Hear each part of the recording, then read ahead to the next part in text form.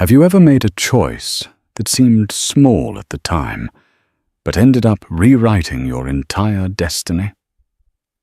Sophie Mercer thought she was just being kind. On a freezing, rain-soaked Tuesday in Chicago, she opened her door to a bleeding stranger and his terrified little girl. She didn't know the blood on his shirt belonged to a rival hitman. She didn't know the man was Alessio Scarlatti, the most feared don on the East Coast, and she certainly didn't know that by letting the devil in for one night, she would never be able to let him go. This is the story of how a waitress saved a king, and how he burned the world down to keep her. The neon sign of Louis' 24-hour diner buzzed with an irritating insect-like hum, flickering against the wet pavement of Fifth Avenue. It was 2:15 a.m. on a Tuesday in November, and Chicago was trying its best to drown itself. The rain wasn't just falling. It was punishing the streets, turning gutters into rivers of oil-slicked black water. Sophie Mercer pushed open the heavy glass door, shivering as the freezing wind immediately bit through her thin thrift store cardigan. She adjusted her tote bag, feeling the sharp corner of a hardcover library book digging into her hip. Her feet ached. A double shift on her feet, serving lukewarm coffee to truckers and insomniacs, had netted her exactly $42 in tips. It wasn't enough for rent, which was 3 days late, but it was enough to buy groceries for the week if she skipped meat. "Night, Soph." The cook, eager to get back to his cigarettes, grunted from the back. "Night, Benny," she called back, stepping out into the deluge. She pulled her hood up, keeping her head down. Sophie lived in the darker part of the South Side, in a crumbling brick walk-up on Kimbark Avenue that had likely been condemned in the 80s and forgotten by the city inspectors. It was a 20-minute walk. She couldn't afford the bus. She moved quickly, clutching her pepper spray in her pocket, a habit developed after 3 years of living alone in the city. The streets were empty, save for the occasional taxi splashing by. As she turned the corner onto her block, she saw it. Or rather, she heard it first. A stifled sob, a child's sound. Sophie froze. Her instinct, honed by poverty and fear, screamed, "Keep walking." In this neighborhood, curiosity didn't kill the cat. It got the cat mugged, or worse. She tightened her grip on her bag and took a step forward, intending to ignore it. But the sound came again, a high-pitched, terrified whimper, followed by a harsh, shushing noise. Sophie stopped. She looked towards the alleyway between the laundromat and her apartment building. Deep in the shadows, behind a dumpster overflowing with wet cardboard, 2 shapes were huddled against the brick wall, a man and a child. The man was slumped, sitting against the wall, one leg stretched out awkwardly. He was wearing a suit, not the cheap polyester suits the local loan sharks wore, but something dark and expensive that swallowed the dim light. A small girl, no older than 6, was tucked under his arm, her face buried in his chest. Sophie's heart hammered against her ribs. "Walk away, Sophie." Then a flash of lightning illuminated the alley. She saw the man's hand pressed against his side. Dark, thick liquid was seeping through his fingers, pooling on the wet concrete. "Hey," she whispered, her voice trembling. The man's head snapped up. Sophie gasped. Even in the dark, battered by rain and pain, he was terrifying. He had eyes like shattered glass, sharp, cold and alert. His face was pale, chiseled like a statue, with a smear of blood on his cheekbone. He raised a hand, and for a second, Sophie thought he was reaching for help. Then she saw the glint of black metal. A gun. He leveled a Smith & Wesson semi-automatic, straight at her chest. His hand didn't shake. "Walk away," he rasped. His voice was like grinding gravel. "Turn around. Walk away, now." Sophie threw her hands up, the pepper spray falling from her pocket and clattering onto the sidewalk. I live here. I was just—" "Go," he commanded, though his voice was losing power. His eyes fluttered shut for a second before snapping open, fighting unconsciousness. The little girl turned her head. She had the same dark, intense eyes as the man, but hers were wide with terror. She looked at Sophie, then at the gun, then back at Sophie. She didn't speak. She just shivered, her teeth chattering so loud Sophie could hear it over the rain. She was wearing a pink dress that was soaked through, ruined by mud and blood. That was it. The gun didn't matter. The danger didn't matter. Sophie looked at the girl, shivering, freezing, clinging to a dying man in a dirty alley, and her heart broke. "She's freezing," Sophie said, her voice finding a sudden, stupid strength. The man blinked, confused by her lack of retreat. "What?" "Your daughter. She's hypothermic. Look at her lips. They're blue." Sophie took a step closer. "Stop," the man growled, tightening his grip on the weapon. "I said—" "You're going to pass out in about 2 minutes," Sophie interrupted, stepping into the alley. The rain plastered her hair to her face. "And when you do, who watches her? The rats, or the guys who did that to you?" The man stared at her. He seemed to be calculating the odds, his eyes scanning the street behind her for a setup. He was losing blood fast. He knew she was right. "I live upstairs," Sophie said, pointing to the rusted fire escape. "Apartment 4B, it's warm. I have a first aid kit." The man lowered the gun an inch. He looked at the girl, brushing a wet strand of hair from her forehead with a trembling, bloody hand. The tenderness of the gesture was shocking compared to the violence in his eyes a moment before. "If you try anything," he whispered, struggling to stand, "if you make a call, I will kill you before I hit the floor." "Understood," Sophie said, moving to his uninjured side. "Can you walk?" He gritted his teeth and pushed himself up. He was heavy, a wall of muscle and dead weight, smelling of expensive cologne, rain, and the metallic tang of copper. Sophie wrapped her arm around his waist, shocking herself at the hardness of his body beneath the soaked suit jacket. "Come on, sweetie," Sophie whispered to the girl, reaching out her other hand. The little girl hesitated, looking up at her father. He gave a barely perceptible nod. She grabbed a handful of Sophie's cardigan. Together, the strange trio, a waitress, a mafia don, and a silent child, shuffled out of the rain and into the dim, flickering hallway of the apartment building. Sophie's apartment was tiny. It was a studio with a kitchenette, separated by a hanging sheet she'd put up to create the illusion of a bedroom. The floor was linoleum that peeled at the corners, and the radiator clanked aggressively. But it was dry. She guided the man to her only armchair, a beige velvet thing she'd found at a garage sale. He collapsed into it, groaning through clenched teeth.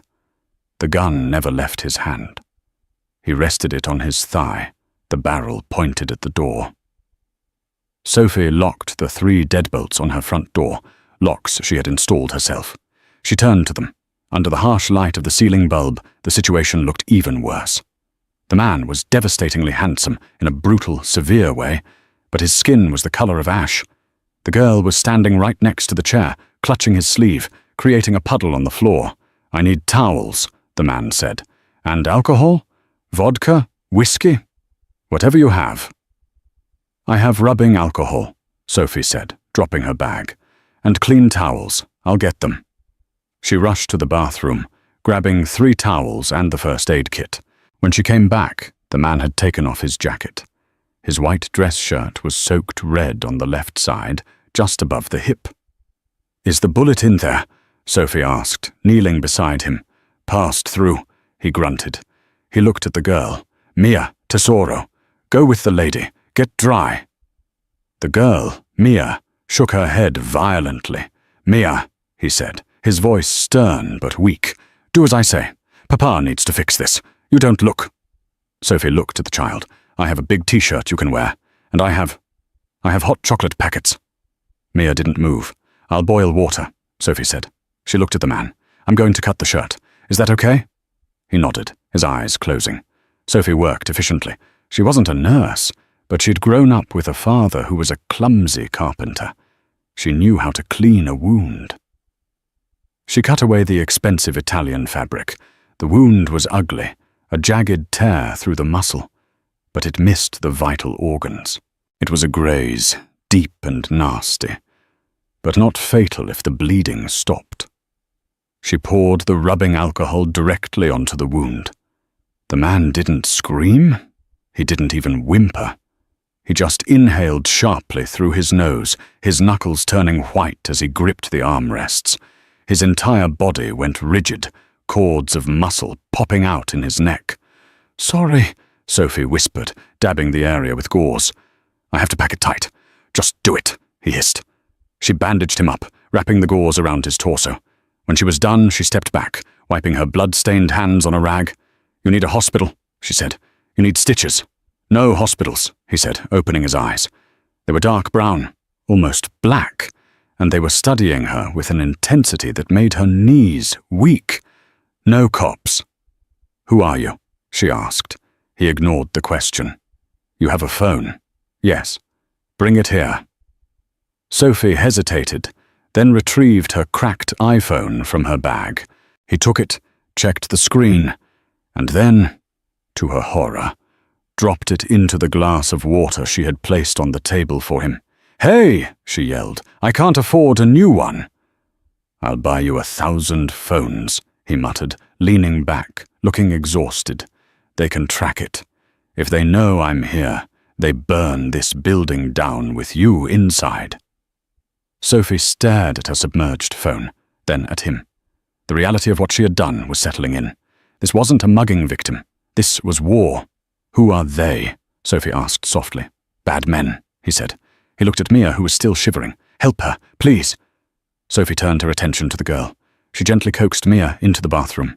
She helped her peel off the wet dress and put on an oversized t-shirt that said Daytona Beach 2018. She dried the girl's hair with a towel. "You're safe here," Sophie told her quietly. "My name is Sophie. What's yours?" "Mia," the girl whispered. It was the first time she had spoken. "Nice to meet you, Mia." When they came back out, the man was asleep, or passed out. The gun was still loosely gripped in his hand. Sophie made the hot chocolate. She sat on the floor with Mia, sharing the mug. The rain hammered against the window. "Is he your dad?" Sophie asked. Mia nodded. "He's the boss." "The boss of what?" Mia shrugged, blowing on the cocoa. "Everything." Sophie looked at the sleeping man. His face was relaxed now, the lines of pain smoothed out. He looked younger, maybe early 30s. He looked human. But she knew better. She had seen the way he held that gun. She didn't sleep that night. She sat in a wooden chair by the door, watching them. Sometime around 4 a.m., the fever took him. He started mumbling in Italian. Sophie went to him, placing a cool cloth on his forehead. He grabbed her wrist. His grip was iron. "Don't leave me," he muttered, his eyes still closed, trapped in a nightmare. "Elena, don't leave." "I'm not Elena," Sophie whispered, terrified. "I'm here. I'm not leaving." He released her slowly. By 6 a.m., the rain had stopped. The grey light of dawn was creeping through the blinds. Sophie went to the kitchenette to make coffee. When she turned back around, the chair was empty. The towels were folded neatly. The blood-stained rags were gone. On the table there was a stack of cash, $100 bills, a lot of them, and a note scrawled on a napkin in jagged handwriting.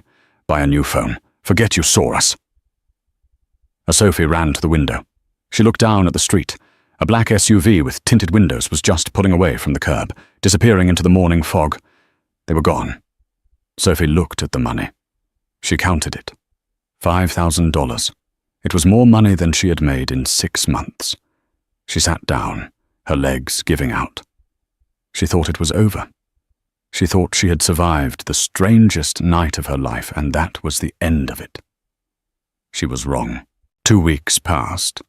The money sat in a shoebox under Sophie's bed. She was too afraid to spend it. Every time she looked at it, she felt like she was touching blood money. She bought a cheap burner phone, but kept her routine exactly the same. Diner, library, home. She tried to convince herself it was a hallucination, but the stain on her velvet chair was real. It was a Tuesday again when her life unraveled completely. Sophie was wiping down the counter at Louis. It was slow. The lunch rush was over. She was daydreaming about paying off her student loans when the bell above the door chimed. 2 men walked in. The air in the diner changed instantly. It got heavy, cold. These men weren't like the man from the alley. They didn't wear tailored suits. They wore leather jackets and thick gold chains. One had a neck tattoo of a scorpion. They didn't sit down. They stood by the door, scanning the room. Benny the cook poked his head out, saw them, and immediately ducked back down. The man with the scorpion tattoo walked straight up to the counter. He chewed on a toothpick, staring at Sophie with eyes that made her skin crawl. "Coffee?" Sophie asked, her voice steady despite the trembling in her hands. "You Sophie Mercer?" the man asked. "Who's asking?" He smiled. It wasn't a nice smile. "My boss, Mr. Vitti. He wants to have a chat." "I don't know a Mr. Vitti," Sophie said, gripping the wet rag. "I think you have the wrong person." "No," the man said, leaning over the counter. He smelled of stale smoke and onions. "We checked. You live on Kimbark, apartment 4B. You had a visitor a couple of weeks ago. Tall guy, bleeding." Sophie's heart stopped. They were watching, or someone talked. "I don't know what you're talking about," she lied. "I live alone." "See, that's the thing," the man sighed as if bored. "Mr. Vitti, he thinks you helped Alessio Scarlatti. And Mr. Vitti, he really hates Alessio Scarlatti." The second man flipped the sign on the door to closed and locked it. Sophie backed away. "Benny!" she screamed. Benny didn't answer. The back door slammed shut. He had run. "Nobody's coming, sweetheart," Scorpion said. He reached over the counter and grabbed Sophie's hair, yanking her forward. She screamed, clawing at his hand. "Let go!" "You're coming with us," he spat. "We're going to find out where Scarlatti is hiding his little brat, and you're going to tell us." They dragged her out from behind the counter. Sophie kicked and fought, knocking over a display of pies. She managed to bite the man's hand, drawing blood. He swore and backhanded her across the face. She fell to the floor, dazed, tasting copper. "Grab her," Scorpion ordered the other man. They hauled her towards the door. Sophie's vision swam. She saw the street outside, people walking by, heads down, ignoring the scene. This was Chicago. Nobody got involved. As they pushed her through the door onto the sidewalk, a screech of tires tore through the air. 3 black SUVs swerved around the corner, mounting the curb and blocking the street. The doors flew open before the cars even stopped moving. 6 men in tactical gear jumped out, assault rifles raised. "Drop her!" one of them roared. Scorpion froze, holding Sophie as a shield. "Back off! She dies if you move!" The center SUV's door opened slowly. A man stepped out. He was wearing a pristine charcoal 3-piece suit. He adjusted his cufflinks calmly, ignoring the guns pointed in every direction. It was him, the man from the alley, Alessio.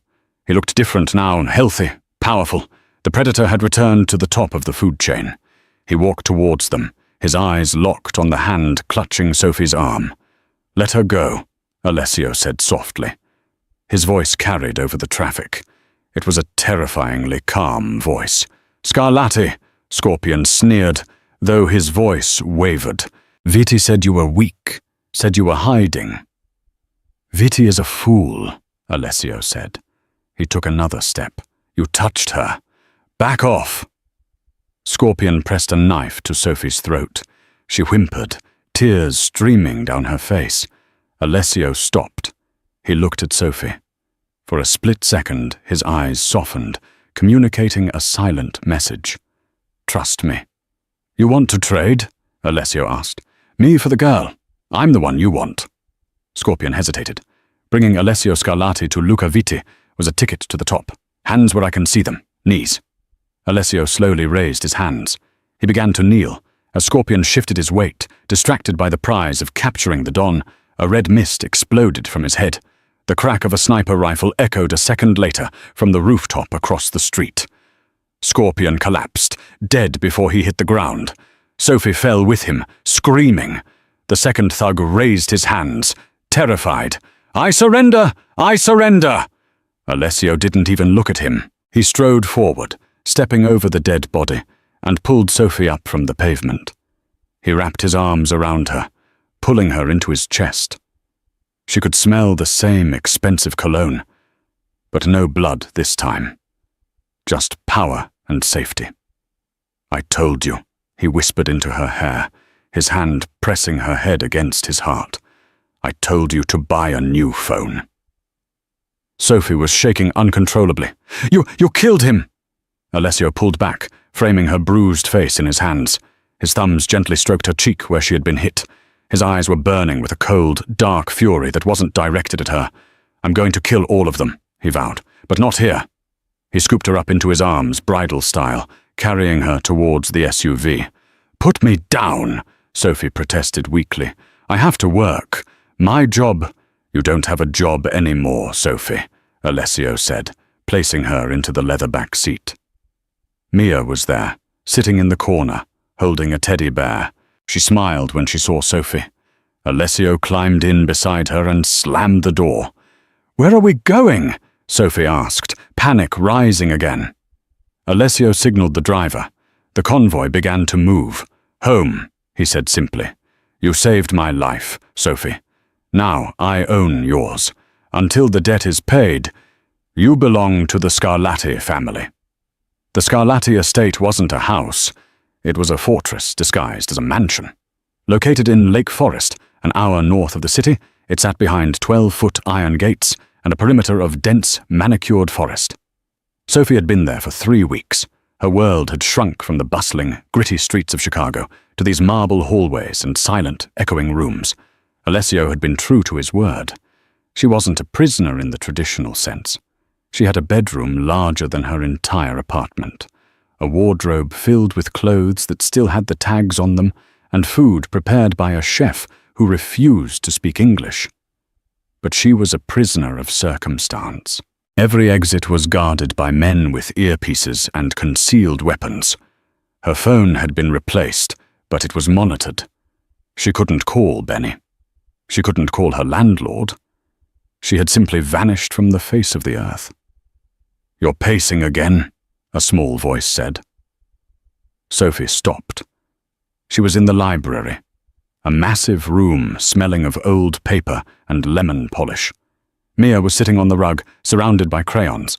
The little girl had opened up since that night in the alley, attaching herself to Sophie like a lifeline. "I'm just thinking, sweetie," Sophie said, forcing a smile. "About running away?" Mia asked, not looking up from her drawing of a black cat. Sophie knelt beside her. "Why would you say that?" "Because everyone leaves," Mia said simply. "Mama left. The nannies leave. You'll leave too." The casual tragedy in the child's voice twisted Sophie's heart. She reached out to stroke Mia's hair, but the heavy oak doors creaked open. Alessio walked in. He had shed the suits for the day. He was wearing dark jeans and a black cashmere sweater that clung to his shoulders. He looked less like a mafia don and more like a weary king. But the energy in the room shifted instantly. The air grew thinner. "Mia, go to Mrs. Gable," Alessio said gently. "It's time for your lessons." Mia scrambled up, grabbed her drawing, and ran past him. Alessio waited until the door clicked shut before turning his dark gaze to Sophie. "You look unhappy," he observed, walking over to the wet bar in the corner. He poured 2 fingers of amber liquid. "Is the room not to your liking?" "The room is fine," Sophie said, crossing her arms. "The armed guards outside my window are a bit much." "They are necessary." He took a sip, watching her over the rim of the glass. "Luca Vitti has put a price on your head. 50,000. Apparently he thinks you know where I keep my ledgers."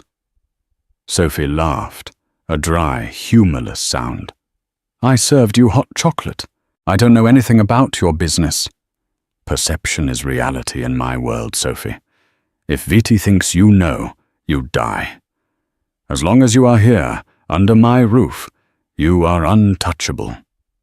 "And how long does that last?" Sophie challenged him, stepping closer. "Forever? I become a ghost in this house?" Alessio set the glass down. He moved toward her, his movements predatory yet graceful. He stopped inches from her. She had to crane her neck to look him in the eye. He smelled of sandalwood and danger.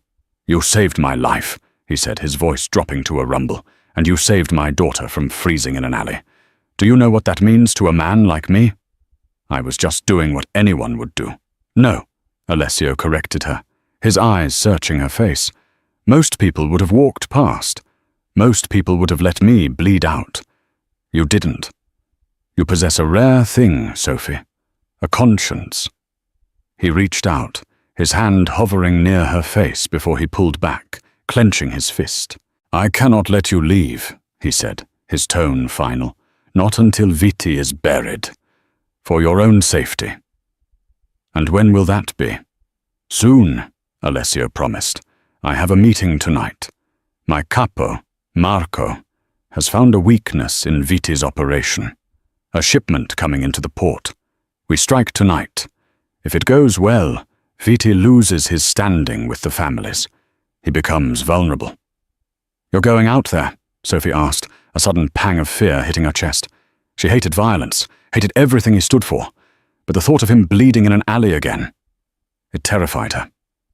Alessio noticed the flicker of concern. A corner of his mouth quirked up, the first genuine half-smile she had seen. "Worried about me, Cara?" "I'm worried about Mia," Sophie lied, blushing. "If you die, she has no one." Alessio's smile faded. The mask returned. "I don't plan on dying. Stay inside. Lock your door. Marco is leaving 2 men at the bedroom door.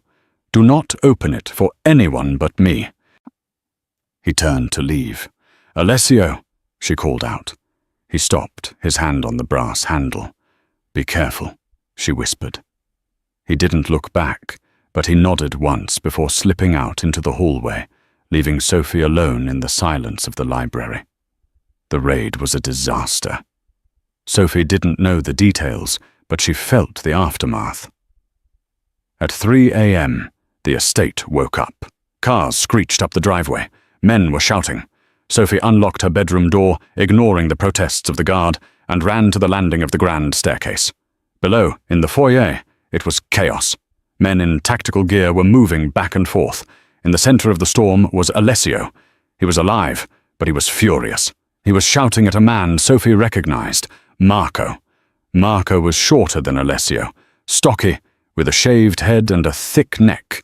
He was Alessio's right hand, his brother in everything but blood. "It was a set-up!" Alessio roared, throwing a vase against the wall. It shattered, the sound echoing like a gunshot. "They knew we were coming, Marco. They were waiting at the docks." "I don't know how, boss," Marco pleaded, his hands up. "Only us and the lieutenants knew." "Then we have a rat," Alessio hissed. He ran a hand through his hair, his chest heaving. "Find him. Tear this city apart until you find who sold us out." Alessio looked up then. He saw Sophie standing on the landing, wearing only a silk nightgown she had found in the wardrobe. His eyes darkened. He said something in Italian to Marco, who nodded and ushered the other men into the kitchen. Alessio walked up the stairs, taking them 2 at a time. He looked exhausted. There was a cut above his eyebrow and soot on his cheek. "I told you to stay in your room," he said, stopping on the step below her. "I heard shouting, I thought." "You thought I was dead?" He stepped up to the landing, towering over her. The adrenaline of the night was still rolling off him in waves. He was terrifying. And yet Sophie didn't back away. "I thought you were hurt," she said softly. She reached out instinctively and touched the cut on his forehead. Alessio froze. He closed his eyes at her touch, leaning into her hand. It was a moment of shocking vulnerability. The monster laid down his sword. "It was a trap," he whispered, opening his eyes. They were filled with a mixture of rage and despair. "I lost 3 men tonight. Good men. Fathers." "I'm so sorry," Sophie said. "This life—" He looked at her, his gaze dropping to her lips, then back to her eyes. "It destroys everything it touches. You should hate me, Sophie. You should run from me." "I can't run," she said, her voice trembling. "You won't let me." "No," he murmured, stepping closer, trapping her against the banister. "I won't."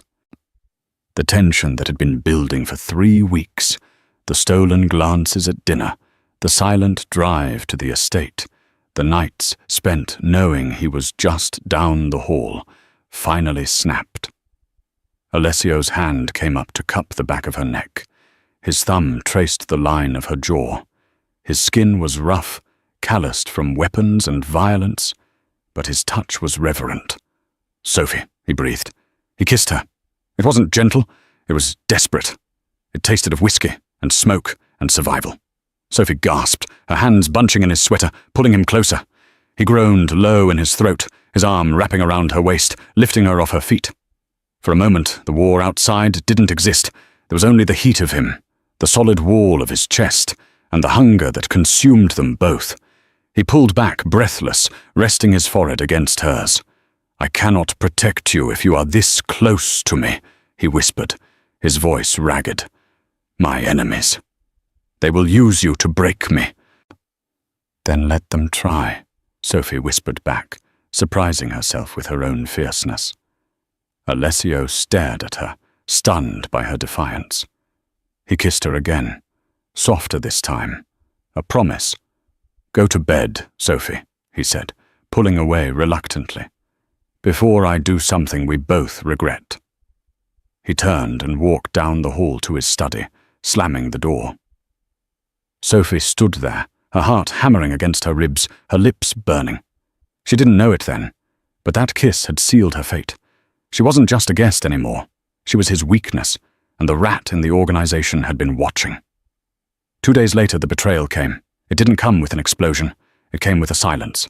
It was a Sunday afternoon. The house was strangely quiet. Alessio had gone into the city for an emergency meeting with the commission, the heads of the 5 families, to discuss the war with Viti.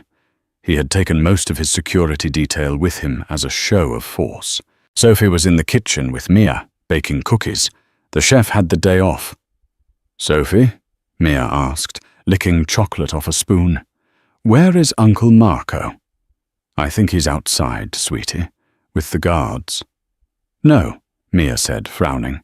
"I saw him go into Papa's office. He put something in his pocket. He looked funny." Sophie paused, the wooden spoon freezing in the batter. "When? Just now?" A cold feeling washed over Sophie.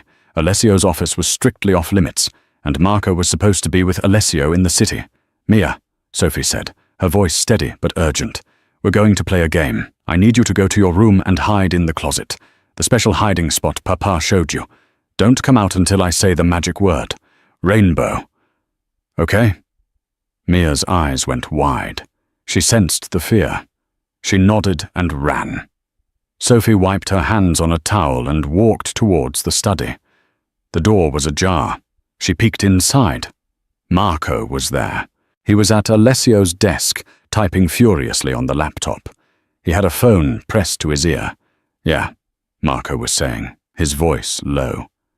"Yeah, he's at the sit-down now. No, the security system is down. I disabled the perimeter sensors. You have a 10-minute window. Come in the back way. Just make sure Scarlatti dies today." Sophie clamped a hand over her mouth. Her heart felt like it was going to explode. Marco turned. He saw her. For a second, there was silence. Then Marco smiled, a cruel, twisted expression that looked wrong on the face Sophie had trusted. "Well," Marco said, hanging up the phone, "that complicates things." Sophie turned and ran. "Grab her!" Marco yelled. 2 men, guards Sophie had seen every day, men she had said good morning to, stepped out of the shadows of the hallway. They weren't loyal to Alessio. They were with Marco. Sophie sprinted toward the kitchen, grabbing a heavy cast-iron skillet from the stove. As the first guard lunged for her, she swung it with all her might. Clang! It connected with his temple.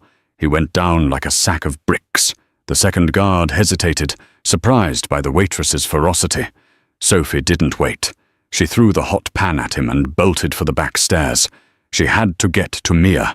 She scrambled up the servants' staircase, her breath coming in ragged gasps. She could hear heavy boots pounding behind her. "Don't let her get to the panic room!" Marco shouted from below. Sophie reached the second floor. She burst into Mia's room. The closet door was closed. "Mia!" Sophie whispered frantically. "We have to move!" She opened the closet. Mia was huddled in the back, behind the winter coats. "Is it the bad men?" Mia whimpered. "Yes, we have to go." Sophie grabbed Mia's hand.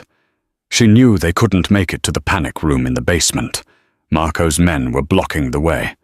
They were trapped on the second floor. She ran to the window. It was a 20-foot drop to the garden. "Lock the door," Sophie ordered. She dragged a heavy dresser in front of the bedroom door just as someone slammed against it from the outside. "Open up, Sophie," Marco yelled. "Don't make this hard. Vitti just wants the girl to leverage Alessio. You don't have to die." "Go to hell, Marco," Sophie screamed. She looked around the room. There was no rope, no escape. Then she saw it. The trellis. Thick old ivy vines growing up the side of the stone manor, right next to the balcony. "Mia," Sophie said, gripping the girl's shoulders. "Have you ever climbed a tree?" "Yes," Mia cried.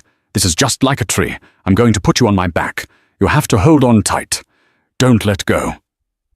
The bedroom door splintered. A boot had kicked through the wood. Sophie opened the French doors to the balcony. The cold wind hit them. "Hold on!" She climbed over the railing, finding a foothold in the trellis. It groaned under their weight. Inside the room, the dresser crashed over. Marco burst in, gun drawn. He saw the open balcony doors. He rushed forward. Sophie was 10 feet down, clinging to the vines. Marco leaned over the railing, aiming his gun. "Goodbye, sweetheart," he sneered. Bang! Sophie flinched, waiting for the bullet. But it wasn't Marco's gun. Marco's shoulder exploded. He screamed, dropping his weapon over the railing. It fell into the bushes below. Sophie looked towards the perimeter fence. A black car had just smashed through the iron gates, its front grille crumpled. Alessio was leaning out of the driver's window, a smoking revolver in his hand. He was too far away to have made that shot. It was a miracle, or pure rage. "Papa!" Mia screamed. "Jump!" Alessio roared, slamming the car into park and leaping out. He didn't wait for his men. He was running across the lawn, a one-man army. Sophie looked down. It was still 10 feet. "Trust me!" Alessio yelled, sprinting toward the spot beneath them. Sophie let go. She and Mia fell through the air. Alessio didn't catch them gracefully. Physics didn't work like that. But he broke their fall. He slammed into them, taking the brunt of the impact as they hit the wet grass. He groaned. The wind knocked out of him, but he immediately wrapped his arms around them, rolling them behind a stone fountain as bullets started flying from the balcony. "Are you hurt?" Alessio demanded, checking Mia, then Sophie. His eyes were wild. "Marco!" Sophie gasped. "It's Marco! He let them in!" "I know," Alessio grimaced. He reloaded his revolver with shaking hands. "I got a text from my loyalists just as I sat down. The meeting was a distraction." More gunfire erupted. Vitti's men were swarming the grounds now. They were outnumbered. "We can't stay here," Alessio said. He looked at Sophie. "Can you shoot?" "No." He shoved a spare magazine into her pocket anyway. "Learn, fast."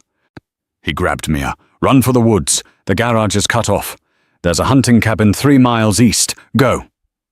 "What about you?" Sophie grabbed his arm. "I have to buy you time," Alessio said. He looked at the mansion, his home, now infested with traitors. "I'm going to burn it down." "Alessio, no! Go!" he roared, pushing her away. He turned and began firing back at the balcony, drawing the fire toward himself. Sophie grabbed Mia's hand and ran toward the tree line. She looked back once. Alessio was standing tall amidst the chaos, a dark silhouette against the white stone of the mansion. He wasn't retreating. He was advancing. Then a massive explosion rocked the ground. Alessio had triggered the emergency gas line failsafe he had told her about once. A scorched earth protocol. The east wing of the mansion erupted in a fireball. Sophie screamed his name, but the roar of the fire swallowed her voice. She turned and ran into the darkness of the forest, the little girl crying in her arms, unsure if the man she loved was alive or dead. The forest was a nightmare of tangled roots and freezing mud. Sophie didn't feel the cold anymore. Adrenaline was a powerful anesthetic. She carried Mia when the girl's legs gave out, stumbling through the dark, guided only by the faint moonlight filtering through the bare branches. "We're almost there," Sophie gasped, her lungs burning. The hunting cabin appeared like a ghost in the mist, a small, rough-hewn timber structure hidden in a ravine. Sophie kicked the door open. It unlocked with a rusty groan. She shoved Mia inside and slammed the door, throwing the heavy iron bolt. "Under the bed," Sophie ordered. "Now, Mia." Mia crawled under the dusty frame of the cot, curling into a ball. Sophie scanned the room. It was sparse. A wood stove, a table, and a locked gun cabinet. She smashed the glass of the cabinet with the heavy base of a kerosene lamp. Empty. Her heart plummeted. She checked her pockets. She had the spare magazine Alessio had given her. But no gun. In the chaos, she hadn't realized he hadn't given her the weapon itself. She was unarmed. "Sophie?" Mia whispered. "I hear them." Sophie pressed a finger to her lips. She moved to the window, peering through the dirty glass. A flashlight beam cut through the trees, then another. They were close. "Come out, Sophie," a voice taunted from the darkness. It was Marco. His voice sounded wet and strained. "The boss is dead, buried under his own rubble. It's over." Sophie grabbed a rusted fire poker from beside the stove. It was pathetic against guns, but it was all she had. She stood in front of the bed, shielding Mia. The door shuddered. A boot kicked it. Thud, thud, the wood splintered. The bolt gave way with a screech of tearing metal. The door swung open. Marco stood there. He was a mess. Half his face was burned from the explosion, the skin angry and blistering. He was limping, holding his shoulder, but the beretta in his good hand was steady. 2 other men stood behind him, looking nervous. "You have spirit," Marco rasped, stepping into the cabin. He kicked the table aside. "I like that. It's a shame you picked the losing side." "Alessio isn't dead," Sophie said, her voice shaking but defiant. "He's going to kill you." Marco laughed, a wheezing sound. "Alessio is ash. Vitti owns the city now, and I'm going to be the new king." He raised the gun, aiming it at Sophie's chest. "Any last words, sweetheart?" Sophie gripped the fire poker, knuckles white. She didn't look at the gun. She looked Marco in the eye. "Rot in hell." Marco's finger tightened on the trigger. Click. The sound was louder than a cannon in the small room. Marco frowned, looking at his gun. It had jammed. The explosion earlier must have damaged the mechanism, or debris had gotten into the slide. In that split second of confusion, a shadow detached itself from the darkness behind the 2 guards in the doorway. It was a blur of violence. A knife flashed. The first guard dropped silently, clutching his throat. The second guard turned, raising his rifle, but the shadow was already on him. There was a sickening crack of bone, and the guard crumpled. Marco spun around, racking the slide of his jammed gun in panic. Alessio stepped into the light of the cabin. He looked like a demon risen from the underworld. His clothes were shredded and scorched. Blood dripped from a gash on his temple, masking half his face in a red. But his eyes were clear, focused, and burning with a terrifying calm. "You talk too much, Marco," Alessio said softly. "Boss," Marco stammered, backing up until he hit the wood stove. "Boss, wait, it was Vitti. He forced me. He threatened my family." "I am your family," Alessio said, walking forward. He didn't have a gun. He held a large hunting knife, the blade gleaming in the moonlight. "And you betrayed me." Marco screamed and lunged, trying to pistol whip Alessio. Alessio caught Marco's wrist in midair. There was a snap. Marco dropped the gun, howling. Alessio didn't hesitate. He drove the knife into Marco's chest. It was a single precise strike to the heart. Marco gasped, his eyes going wide. He slumped against Alessio, who held him up for a moment, whispering something in Italian into the traitor's ear. Then Alessio let him fall. Silence returned to the cabin. Alessio stood over the body, his chest heaving. He dropped the knife. He turned slowly to look at Sophie. He looked broken. He was swaying on his feet. "Sophie," he breathed. He took one step toward her and collapsed. "Alessio!" Sophie screamed. She dropped the poker and ran to him, sliding on the dusty floor. She turned him over. He was conscious, but barely. His side, the old wound, had reopened, and he had taken a bullet in the thigh during the escape. "Mia!" he rasped, gripping Sophie's hand with bloody fingers. "Is she safe?" "She's safe!" Sophie cried, tears finally spilling over. "She's right here. You saved us." Mia crawled out from under the bed, throwing herself onto her father's chest, sobbing. "Papa, don't sleep," Mia begged.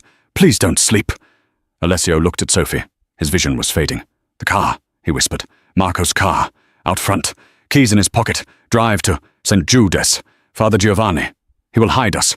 "I can't drive," Sophie panicked. "I don't have a license." Alessio managed a weak, bloody smile. "Learn. Fast." His eyes rolled back. Sophie didn't think. She didn't hesitate. She reached into the dead man's pocket, found the keys, and grabbed Alessio under the arms. "Mia, help me pull him," she ordered. Together, the woman and the child dragged the Mafia Don out of the cabin, through the mud, and into the back seat of Marco's sedan. Sophie got into the driver's seat. She adjusted the mirrors. She had never driven a car in her life, only watched others. She put the key in the ignition. The engine roared to life. "Hang on," she whispered. She slammed her foot on the gas. 6 months later. The terrace overlooking the Amalfi coast smelled of lemons and sea salt. The sun was setting, painting the Italian sky in bruised purples and fiery oranges. Sophie stood by the stone railing, sipping a glass of vintage red wine. She wore a white silk dress that flowed around her in the breeze. On her finger, a massive diamond ring caught the dying light. She looked different. The fear that used to live in her eyes was gone, replaced by a steeliness, a quiet confidence. She wasn't Sophie the waitress anymore. She was Sofia Scarlatti. "The shipment arrived in New York," a deep voice said from behind her. Alessio wrapped his arms around her waist, pulling her back against his chest. He was fully recovered, though he walked with a slight limp when it rained. The scars on his face had faded to thin white lines, marks of a war he had won. Viti was dead. The commission had sided with Alessio after the betrayal was exposed. The Scarlatti family was now the most powerful organization on the eastern seaboard, and they ran it from this fortress in Italy, far away from the sirens of Chicago. "And the school?" Sophie asked, leaning her head back on his shoulder. "Mia loves it," Alessio said, kissing her neck. "She speaks better Italian than I do now." Sophie smiled. "She's happy. That's all that matters." Alessio turned her around so he could look at her face.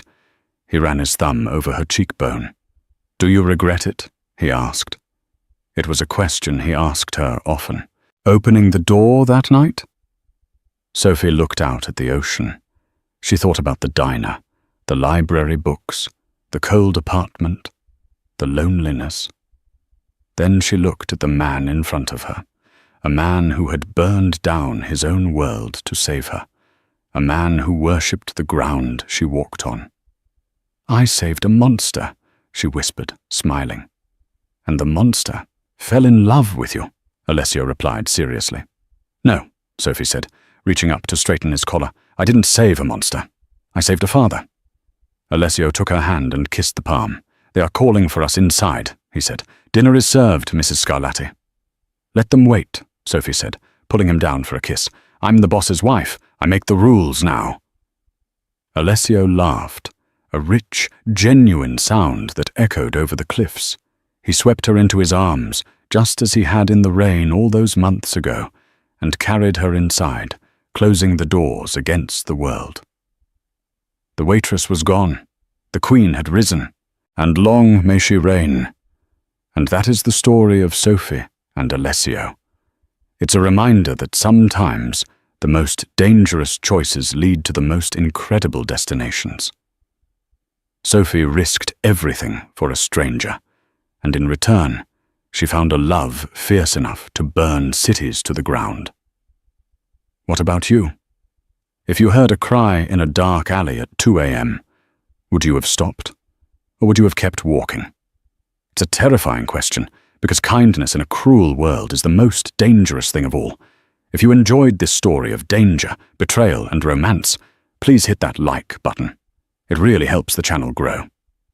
Don't forget to subscribe and turn on the notification bell so you'll never miss the next part of our storytelling saga. Share this video with a friend who loves a good mafia romance. Thanks for watching, and I'll see you in the next story.